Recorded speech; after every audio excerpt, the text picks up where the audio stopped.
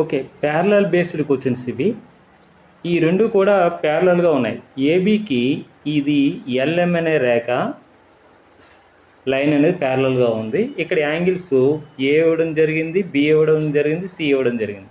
అయితే angle A equal to ఎంత అని అడిగాడు, angle A equal to how much అని అడిగాడు. ఏ విధంగా చేయాలి? ఇప్పుడు మనము ఇటువంటి క్వశ్చన్స్కి ఈ ఏబీకి ఎల్ఎంకి ప్యారలల్గా ఒక లైన్ గీసుకోవాలి. గీసినట్టయితే మనకి ఇక్కడ మనకి ఆల్టర్నేట్ యాంగిల్స్ ఏర్పడతాయి, ఆల్టర్నేట్ ఇంటీరియర్ యాంగిల్స్ ఏర్పడతాయి. ఇక్కడ యాంగిల్ బి ఎంత ఉందో ఇది కూడా యాంగిల్ బి అంతే ఉంటుందన్నమాట. అదేవిధంగా ఇక్కడ యాంగిల్ సి ఎంత ఉందో ఇక్కడ కూడా యాంగిల్ సి అంతే ఉంటుందన్నమాట. అంటే ఇప్పుడు ఇది ఈ పాయింట్ దగ్గర మనకి మొత్తం 3 యాంగిల్స్ ఏర్పడాయి. ఏ అనే యాంగిల్, బి అనే యాంగిల్, సి అనే యాంగిల్. ఈ 3 యాడ్ చేస్తే angle A plus angle B plus angle C that equal to 360 degrees అనమాట. ఈ 3 యాంగిల్స్ యాడ్ చేసి 360 డిగ్రీస్.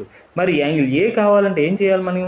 360 డిగ్రీస్ మైనస్ ఈ ప్లస్ యాంగిల్ బి అనేది మైనస్ యాంగిల్ బి, ఈ ప్లస్ యాంగిల్ సి అనేది ఇటేపు వస్తే మైనస్ యాంగిల్ సి.